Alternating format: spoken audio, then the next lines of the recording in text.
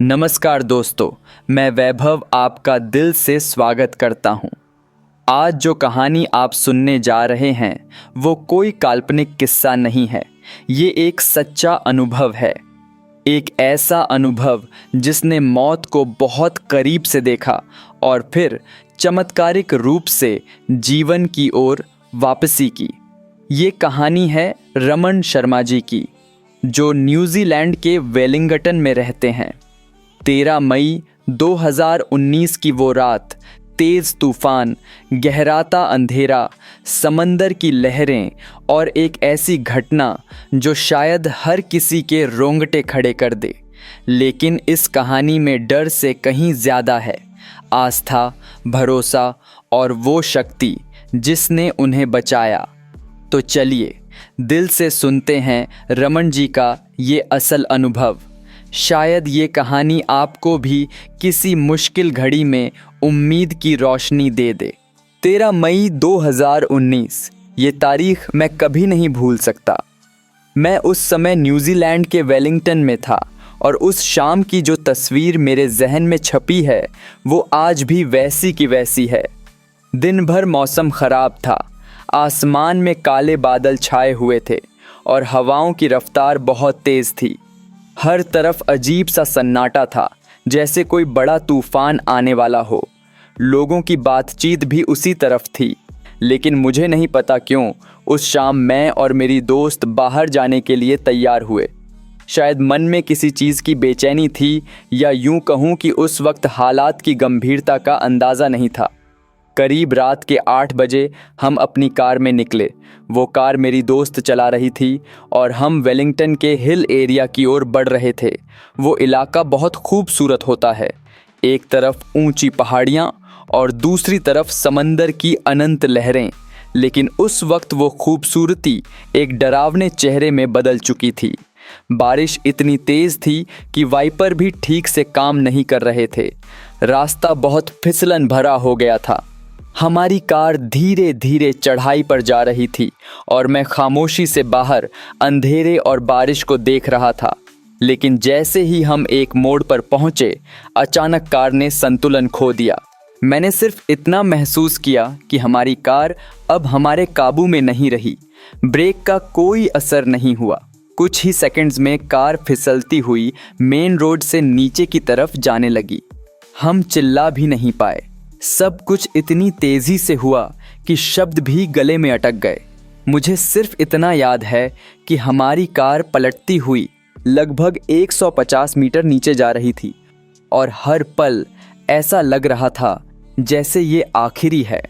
उस पल जब कार हवा में थी, मैं पूरी तरह से बेबस था। लगा जैसे ज़िंदगी का अंत सामने है और कुछ नहीं कर सकते। नीचे कंकड़, पत्थर और समंदर की आवाज़ें मिलकर एक ऐसी दहशत पैदा कर रही थीं कि रूह कांप जाए। कार जब बड़े बड़े पत्थरों पर जाकर उल्टी गिरी तो सब कुछ पलों के लिए थम सा गया। अंदर हर चीज़ बिखर गई थी। सीट बेल्ट मुझे उल्टा लटका रही थी और मेरे आसपास हर चीज़ जैसे ठहर सी गई थी। मेरी सांसें तेज़ हो गईं, शरीर कांप रहा था। सबसे बड़ा डर ये था कि कार कहीं और नीचे ना चली जाए। मैं हिम्मत करके कुछ बोल भी नहीं पा रहा था। एक अजीब सी चुप्पी थी जिसमें सिर्फ बारिश की बूंदें और समंदर की आवाज़ सुनाई दे रही थीं।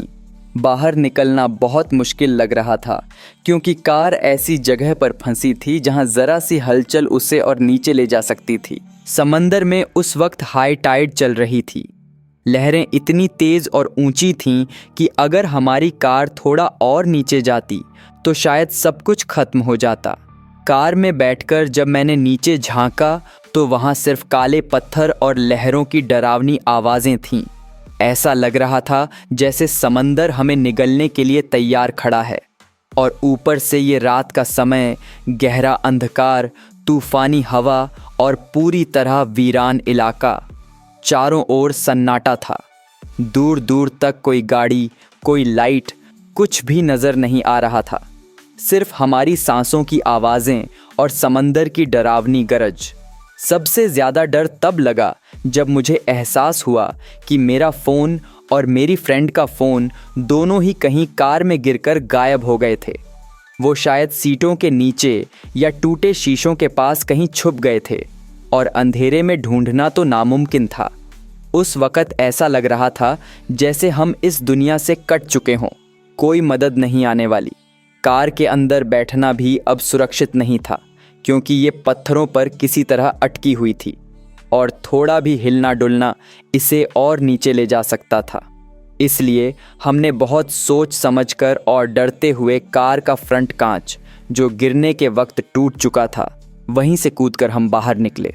बारिश अब भी बहुत तेज़ थी और पत्थर फिसलन भरे थे, लेकिन जान बचाने की ज़रूरत थी। हमने एक दूसरे को सहारा देते हुए जैसे तैसे पत्थरों पर हाथ पैर घिसटते हुए चढ़ाई शुरू की। अंधेरे में हर कदम खतरा था, लेकिन ऊपर मेन रोड तक पहुंचना ज़रूरी था। हर चढ़ाव पर लगता था कि अब पैर फिसल गया तो हम सीधा समंदर में होंगे। करीब 15-20 मिनट की जानलेवा कोशिश के बाद हम कांपते, भीगते और हाँफते हुए मेन रोड पर पहुँचे। अब वहाँ से घर पहुँचना किसी चमत्कार से कम नहीं था। जब घर पहुँचे तो मन पूरी तरह टूटा हुआ था, लेकिन साथ ही ये एहसास था कि हम बच गए, जैसे किसी ने हमें ज़िंदगी लौटा दी हो। थोड़ी देर बाद मैंने अपने दोस्तों को फ़ोन करके घर बुलाया और उन्हें पूरी बात बताई कि कुछ ही देर पहले हमारे साथ क्या हुआ। फिर हम सभी ने मिलकर फैसला किया कि उसी जगह जाकर पुलिस को सूचना देंगे। जब हम वापस उसी एक्सीडेंट वाली जगह पहुंचे तो हमारे साथ पुलिस भी आई और जैसे ही पुलिस वाले उस जगह और कार को देखकर पहुंचे, उन्होंने बस एक ही बात कही, तुम लोग जिंदा कैसे बच गए? उनके चेहरे पर हैरानी साफ दिख रही थी। कार की जो हालत थी उसे देखकर कोई ये नहीं मान सकता था कि उसमें से कोई इंसान जिंदा निकल सकता है। अगले दिन सुबह पुलिस ने क्रेन मंगवाकर कार को धीरे धीरे बाहर निकाला। जब कार को ठीक से देखा गया तो वो पूरी तरह बिखर चुकी थी। हर चीज़ टूटी हुई थी, सीट्स, डैशबोर्ड, स्टीयरिंग, सब कुछ। मैंने कांपते हाथों से कार के अंदर झांका और उस पल को मैं कभी नहीं भूल सकता। वहाँ टूटे कांचों और बिखरे सामान के बीच मेरी कार में रखी श्री हनुमान जी की मूर्ति एकदम सही सलामत रखी हुई थी। न उस पर कोई खरोंच थी, न कोई मिट्टी। उसे देखकर मेरे रोंगटे खड़े हो गए। ऐसा लगा जैसे किसी ने सच में हमारी रक्षा की हो। जिस तरह से हम बचे और जो उस मूर्ति की हालत थी, वो बस ईश्वर की कृपा से ही हो सकता है। 1-2 दिन बाद मेरी कार को जंक यार्ड में भेज दिया गया। उसे देखकर किसी को भी समझ आ सकता था कि वो अब किसी काम की नहीं रही थी। लेकिन उस क्षण जब कार को ले जाया जा रहा था, मैं बस एक ही बात सोच रहा था, अगर आज मैं जिंदा हूँ तो ये सिर्फ मेरे बजरंग बली की कृपा है। उन्होंने ही मुझे और मेरी दोस्त को मौत के मुंह से खींचकर जिंदगी दी। अगली सुबह जब कुछ लोग उस जगह से गुजरे और उन्होंने कार की हालत देखी तो उनमें से कई बोले, I hope they are good in hospital. मतलब उन्हें यकीन ही नहीं था कि इस हादसे में कोई जिंदा बच भी सकता है।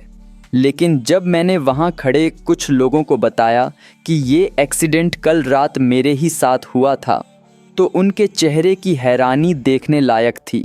सब दम साधे मुझे देख रहे थे, जैसे किसी चमत्कार को सामने से देख रहे हों।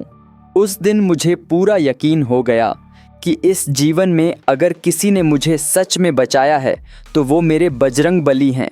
जो छोटी सी मूर्ति मैंने अपनी कार में रखी थी, वो अब मेरे लिए केवल मूर्ति नहीं रही थी, वो तो जैसे मेरे रक्षक का रूप बन गई थी। मैंने उस मूर्ति को बहुत सम्मान के साथ अपने घर के मंदिर में रख दिया। अब जब भी मैं सुबह शाम पूजा करता हूँ तो उस पल को ज़रूर याद करता हूँ। कुछ समय बाद जब मुझे नई कार मिली तो मैंने सबसे पहला काम यही किया कि उसी हनुमान जी की मूर्ति को अपनी नई कार में स्थापित किया। अब वो हमेशा मेरे साथ रहते हैं, हर सफ़र में, हर मोड़ पर। अब मुझे समझ आया कि मेरी जान किसने बचाई थी। असल में मैं करीब 15 सालों से श्री हनुमान चालीसा का नियमित पाठ करता आ रहा हूँ। चाहे परिस्थिति कैसी भी हो, मैंने कभी इस परंपरा को छोड़ा नहीं। कई बार व्यस्तता या किसी कारणवश पाठ न हो पाए तो मैं कार चलाते समय श्री हनुमान चालीसा और भजन सुन लेता था। मुझे लगता है कि यही मेरा अंतर्मन का जुड़ाव है जिसने उस रात मेरी रक्षा की। कुछ दिनों बाद इंश्योरेंस कंपनी से भी मुझे क्लेम का सारा पैसा मिल गया, बिना किसी बड़ी परेशानी के। और मुझे पूरी श्रद्धा से कहना है कि ये सब मेरे बजरंगबली की कृपा से ही मुमकिन हुआ। उन्होंने सिर्फ मेरी जान नहीं बचाई, बल्कि आगे का रास्ता भी सहज कर दिया। आज भी जब कभी उस रात को याद करता हूँ तो रूह कांप जाती है, लेकिन साथ ही दिल एक सुकून से भर जाता है, क्योंकि मुझे पता है कि कोई है जो हर मोड़ पर मेरी रक्षा करता है, मेरी प्रार्थनाओं को सुनता है, और वो हैं श्री हनुमान जी। और यही था मेरा अनुभव, एक ऐसा अनुभव जो मेरी जिंदगी की दिशा बदल गया। उस रात ने मुझे बहुत कुछ सिखा दिया। जिंदगी की असलियत, उसका अस्थायित्व, और सबसे बढ़कर ये एहसास कि हम चाहे कितने ही संभल कर चलें, कई बार हालात हमारे हाथ से बाहर हो जाते हैं, और जब सब कुछ हमारे काबू से निकल रहा होता है तब कोई और शक्ति हमें थामती है, हमें बचाती है। मैंने उस रात सिर्फ एक एक्सीडेंट का सामना नहीं किया था, मैंने ईश्वर की मौजूदगी को महसूस किया था, उसकी छाया को, उसके संरक्षण को। उस भयानक अंधेरे, तूफान और टूटे हुए कांच के बीच कहीं एक अदृश्य हाथ था जो हमें गिरने से, डूबने से, खत्म होने से रोक रहा था। और जब सुबह वो हनुमान जी की मूर्ति वैसी की वैसी सलामत मिली तो समझ में आया कि सिर्फ आस्था ही नहीं, सच्चा विश्वास भी रक्षा करता है। मैं इस अनुभव को कभी किसी चमत्कार के तौर पर नहीं देखता, बल्कि इसे उस रिश्ते की तरह महसूस करता हूँ जो मैंने सालों से हनुमान जी के साथ जोड़ा है। उन्होंने कभी कोई मांग नहीं की, बस साथ निभाया। अब जब भी कार में बैठता हूँ या किसी सफ़र पर निकलता हूँ तो मन खुद ब खुद शांत हो जाता है, क्योंकि मैं जानता हूँ कि कोई है जो हमेशा मेरे साथ है, देख रहा है, संभाल रहा है, बिना कुछ कहे, बिना कुछ जताए। यही अनुभव मेरे लिए सबसे बड़ा उत्तर बन गया है कि भरोसा सिर्फ तब नहीं करना चाहिए जब सब ठीक हो। भरोसा तब सबसे ज़्यादा मायने रखता है जब कुछ भी ठीक नहीं होता। दोस्तों, कई बार ज़िंदगी हमें ऐसी जगह ले आती है जहां से वापसी नामुमकिन लगती है, लेकिन जब हमारा विश्वास मजबूत होता है तो अदृश्य हाथ हमें थाम लेते हैं। रमन जी का ये अनुभव सिर्फ एक एक्सीडेंट नहीं था, ये एक पहचान थी उस शक्ति की जो बिना कहे, बिना दिखे हमारे साथ चलती है। अगर आपके जीवन में भी कभी ऐसा कोई अनुभव हुआ है जहां आपको लगा हो कि कोई ऊपर वाला आपको बचा ले गया, तो हमें ज़रूर बताइए। डिस्क्रिप्शन में आपको ईमेल आईडी मिल जाएगी, वहां आप अपने अनुभव हमें भेज सकते हैं, हम उसे आवाज़ देंगे। हम चाहते हैं कि आपके अनुभव भी दूसरों के लिए रोशनी की किरण बने। मैं वैभव आपसे बस यही कहूँगा, ज़िंदगी में चाहे कितनी भी परेशानी आ जाए, आस्था और विश्वास का साथ कभी मत छोड़ना। और अगर ये कहानी आपके दिल को छू गई हो तो वीडियो को लाइक ज़रूर कीजिए, चैनल को सब्सक्राइब कीजिए और डेली ऐसे ही रियल अनुभवों के लिए हमारे साथ जुड़े रहिए, क्योंकि ये सिर्फ कहानियाँ नहीं, ये किसी की ज़िंदगी की सच्चाई होती है।